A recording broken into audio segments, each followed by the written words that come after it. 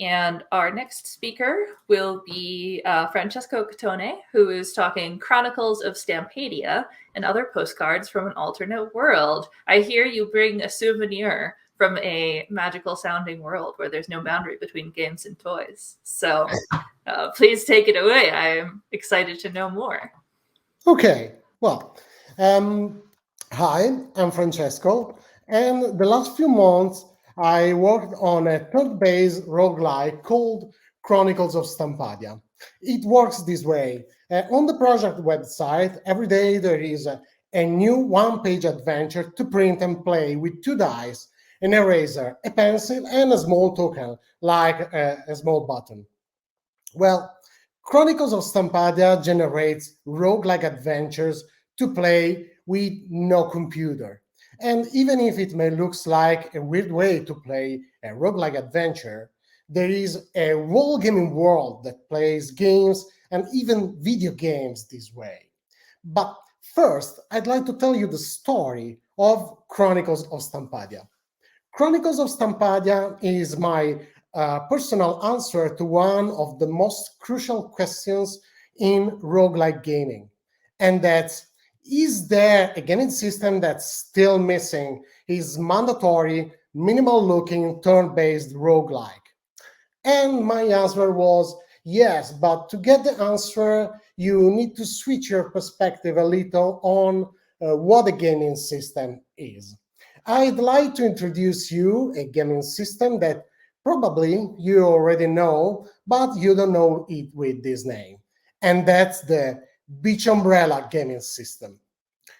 The Beach Umbrella gaming system is a gaming system you often play in summer under the beach umbrella.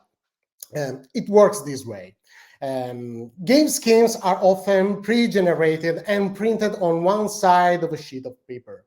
And pencil and eraser are 2 common input devices.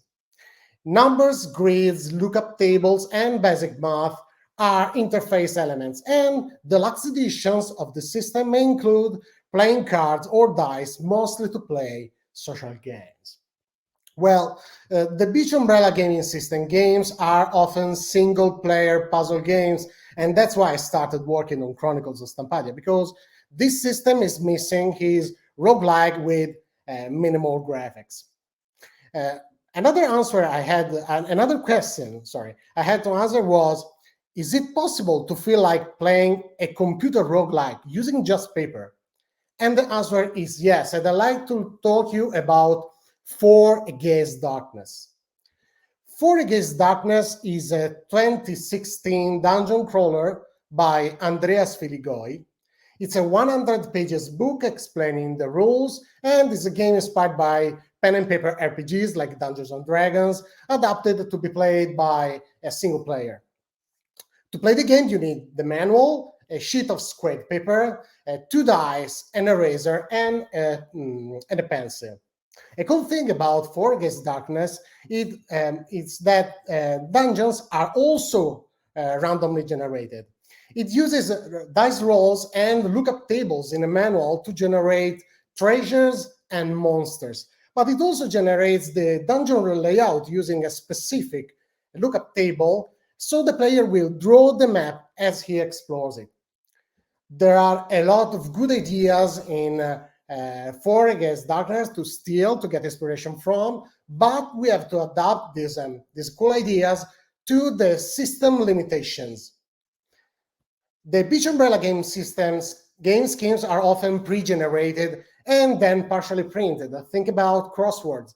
So Chronicles of Stampadia must do the same. The game code generates a consistent dungeon in memory using classic dungeon generator generation algorithms, but only prints a grid with the starting room and numbers around all the room doors. When the player enters a new room with a token, the player will sum the exit number with the coordinates of the cell to get an ID to look for in a lookup table, and the matching row will explain where the room is, the room size, and the room description. Unlike 4 Against Darkness that uses dice rolls, Chronicles of Stampadia knows the whole dungeon from the very beginning, like classic dungeon crawlers. So why not try adding some kind of modern storytelling to the game? But is it possible to create an interactive, non-linear storytelling using just paper? And the answer is still yes. And I'd like to talk to you about Fallout, the board game.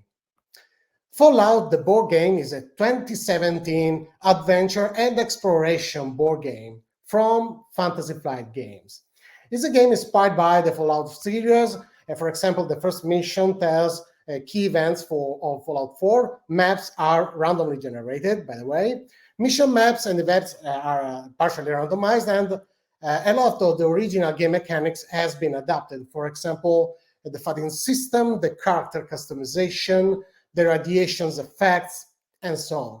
But the cool thing about this game is that the narrative system has been adapted to the board game too. When the player visits a place on the game board, he may decide to perform an encounter action. When the player performs an encounter action, he draws a card, an encounter card, from that place type deck of cards. On the cards, there is a short story, and the player may take a decision. Consequences of that decisions may ask the player to pick a numbered card from the game box, and shuffle it into one of the decks of cards. This way, the player will face the consequences of his own decision elsewhere and well as expected. But another cool thing about Fallout the board game is that the game is able to mix multiple interactive storylines in the same adventure.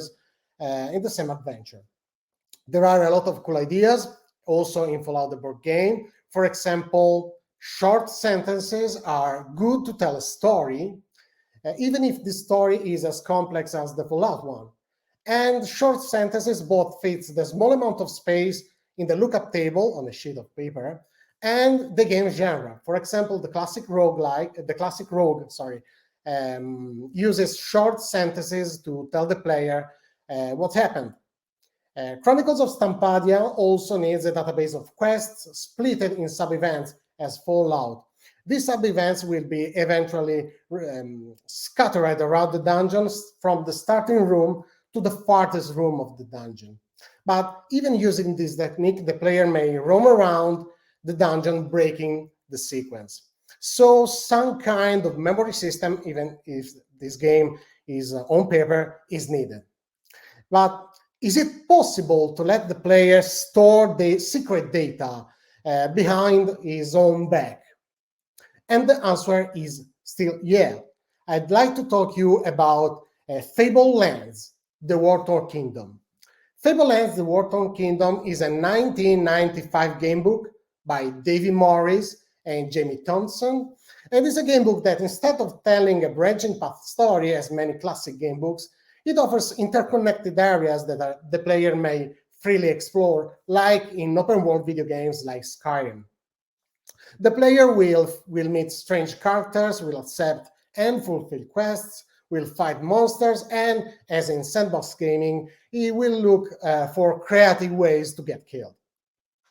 You can even move from one book of the series to another book, sailing on in-game ships. It's a very cool and modern game book. But the cool thing about this book is it managed to let the player store secret data on paper. The book may ask the player to tick a checkbox printed on the page without explaining the reason. When a certain condition is verified, the game may ask the player to jump to another paragraph instead of keep reading. This way, the game may keep track of the time passing, the gold the player spent, player past decisions, clear quests, and so on. Starting from this idea, I've added to the game a system of checkboxes, shuffled checkboxes, one for every room, to track the player decisions and obfuscate in some way the consequences. Moreover, the game code, the room descriptions are using a set of placeholders that are solved and translated to English when printed on paper. This way, I could find shorter and more readable sentences during development without changing all the code. And this is the way the game targets table and map elements. Well, long story short, Chronicles of Stampadia has been inspired by a lot of gaming worlds, and I hope you will explore one of these worlds, at least one of these worlds. If you're a roguelike gamer or a roguelike game designer, I suggest you to start from exploration board games. There is a lot of stuff in common with classic roguelike video games, but I don't want to spoil you the fun here. But I brought some proofs coming from my board game collection. First, Bloodborne is a game with randomly generated dungeons and is a funny party game. Super Hot Mind Control Delete first featured randomly generated levels in 2020, but there is a prequel that did the same in the 2017. Or City of Kings, a cooperative RPG that literally uses a bag system, so a system of real-life bags to generate random enemies. In Magic Maze, players are exploring randomly generated dungeons together, but in real time. So it makes it a roguelite board game, I don't know. And there is a free mini rogue game that you can play with just 9 cards, using just 9 cards, but don't worry, 2 of them are used for the user interface. Well, I hope you enjoyed our short trip in Chronicles of Stampadia design, and I hope to see you roaming around randomly generated dungeons, but in other gaming worlds. Thank you so much. That's amazing. I'm still caught up on that, having hidden data in something that the player's out filling out themselves over paper. That I didn't know you could do that. So that's amazing. We actually have 4 minutes. Does anyone have some questions for Francesco? You could put them in the note board, or you could probably do it right in chat because I'm watching. But yeah, we actually have a few minutes because that was a nice tight talk. Very good lightning talk timing. I didn't want to spoil you the fun to discover why roguelike video games and board games have a lot in common, but one suggestion I can give you is that roguelike games usually use randomly generated content to give longevity to a game. In board games is a way to stay alive, to make the game, because story-based board games are shorter. We can't make long stories in board games, so random generation is a way to create longer game experience. So it's quite mandatory to make a roguelike game when you are making an adventure game in board game. It's quite an often practice. Yeah, an overlap of the way the development works. That's really interesting. Okay, I've got one question here from Mr. Foldy. Does it take a lot of designer time to make each daily Stampadia puzzle? Chronicles of Stampadia works with a database of quests and subquests that are randomly selected, and each quest have some random elements on it. So it's all made by the algorithm. So I fill the database, then the rooms are randomly scattered around the dungeon, are making the dungeon, and then the quests quest hotspots are scattered around. So there is no work for the designer to make the quests. Moreover, is often text only, so you can tell the story without making graphics and so on.